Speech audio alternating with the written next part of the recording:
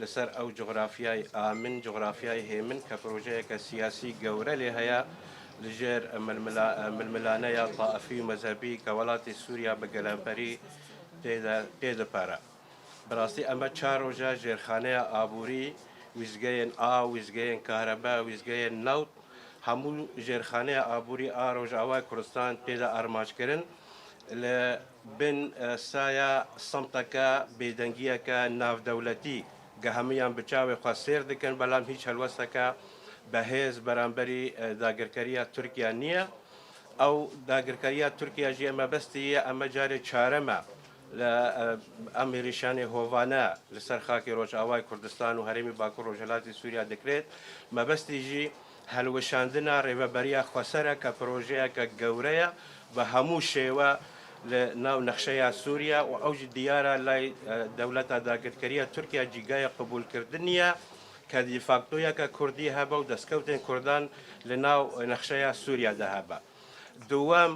ئەوەیە کە خەڵکێمە بترسینە و بهێنە دەرفەتی ژیان لە ئەو شوونە نەمینە کە خەڵکێمە پەنابەر ببن و تەغییرەکە دیموغرافی گوهرتنەکە دیموغرافی گەورە لە ئەو هەرێمن کە بناوێ ڕۆژئاوای کوردستان ببە و ئەو پرۆژەیە هەلوەشە نەمازە کە ئەو پرۆژەیە هەیی بپاڵپشتیە هێزە سووریا دیموقراتیک بە هەماهەنگی لەگەڵ هێزێ ناودەوڵەتی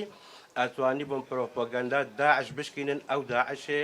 کە هەموو جیهانش دەزانە کە پەڵپشتیە سەرەکە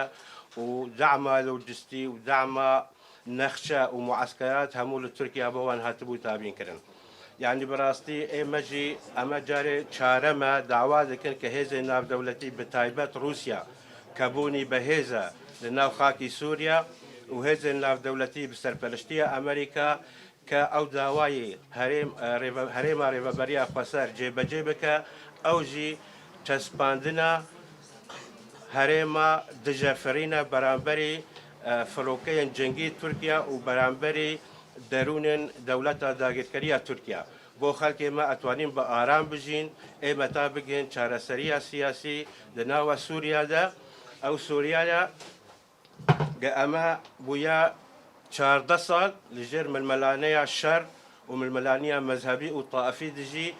بێگە چارەسەریەکە سیاسی هەبە و هێزە ناودەوڵەتی ئینسیاتیفەک لایەوان هەبە گە چارەسەریە سیاسی بدنە پێش. بەڕاستی ئێمە مەحەز کرد ئەو هەدەفە ئەو ئەرمانجا بگینن ڕاگیاندکاران کە ئێمەجی ئەو داوامان بگێنە هێزێ ناودەوڵەتی کە هەلوەستیان هەبە. دەوڵەتە تورکیا خەتەرە نەبەس لەسەر سووریا و سەر ڕێڤەبەریە خۆسەر ڕۆژئاوای کوردستان تورکیا خەتەرە سەر هەموو ناوچەکە ئەبێ هەموو هێزە ناودەوڵەتی بە ئەرکێ خۆ هەستن کە تورکیا مەبەستی ڤێژاندنە داعشە بەهێزکردنە داعشە ئەو داعشێ کە لە ڕەقا و لە باغۆز هاتە شکەناندن و تا ئیستاژی شانەی نووستی لە ناو خاکە ڕۆژئاوا و لە باکوور ڕۆژهەڵاتی سووری لە هەموو سووریا هەیە و ناوچەکەژی هەیە و مەبەستی تورکیا دیارە کە ئەو ترۆریستانە ئەو ڕێخستنە تروریستی جارێکدی ڤەژینە. ئێمەجی بەیاننامەیەکی نووسراوژی هەیە بناوێ ڕێڤەبەریە خۆسەر نونەراتیە ڕێڤەبەریە خۆسەر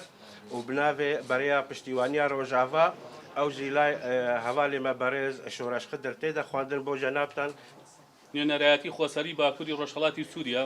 لە هەرێمی کوردستان بە هاوبەشی بەرەی پشتیوانی ڕۆژئاوای کوردستان بە توندی ئیدانەی هێرشە ئاسمانی و زەمینیەکانی دەوڵەتی داگیرکەری تورکیا بۆ سەر ڕۆژئاوای کوردستان دەکەین کە 4 ڕۆژە بە چڕی بەردەوامە. لەم هێرشەدا ئاماجی دەوڵەتی تورکیا ئەوەیە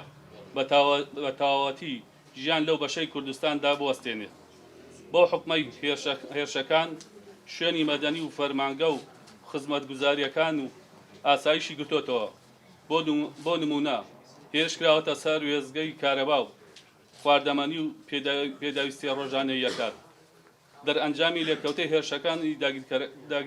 داگیرکاریەکان 17 شەهید و 65 برینداری لێکەوتوتەوە کە ژماری زۆریان مەدەنین. ئێمە داوا دەکەین هەڵوێستی رووسیا و هاوپەیمانان لە سووریا و ڕۆژئاوای کوردستان بە تایبەتی ڕوونتر بێت. سنوور و بەربەست لە بەردەم تورکیا دابنرێت. جارێک تر ئەم هێرشانە دووبارە نەبێتەوە. ئەو دووپاچی دەکەینەوە دەنگی خۆمان دەخەینە پاڵ ئیدارەی خۆسەری ڕۆژئاوا و داوا دەکەن کە کۆمەڵگەی نێودەوڵەتی ناوچە جەفڕین بۆ بەڕووی فڕۆکە جەنگەکانی تورکیا دابسەبێنێت نوێنەراتی خۆسەری ڕۆژئاوا لە هەرێمی کوردستان بەرەی پشتیوانی ڕۆژئاوا 27 دەی 2024 بەڕێزان ئەمە هەڵوێستی خۆسەری ڕۆژئاوای کوردستان و بەرەی پشتیوانی ڕۆژئاوایە کە داوا دەکەین لە هەموو ڕێکخراوەکانی کۆمەڵگەی مەدەنی ڕێکخراوەکانی مافی مرۆڤ هەموو لە پارت و لایەنە سیاسەکان لە باشووری کوردستان کە هەڵوێستی جدیان هەبێت لە بەرامبەر ئەم هێرش و ئەم جینۆساید دۆخڕکردنەی کە دەوڵەتی تورکیا دەیکاتە سەر ڕۆژئاوای کوردستان و دیارە مەرامی دەوڵەتی تورکیا زیندووبوونەوەی میساقی میلیە کە ئەمڕۆ بۆ داگیرکردنی ڕۆژئاوای کوردستانە سبەی بۆ باشووری کوردستان و بۆ بەشەکانی دیکەی کوردستانە هیوادارین کە هەموو لایەک پێکەوە هەڵوێستی جدیمان لە بەرامبەر ئەو داگیرکاریە هەبێت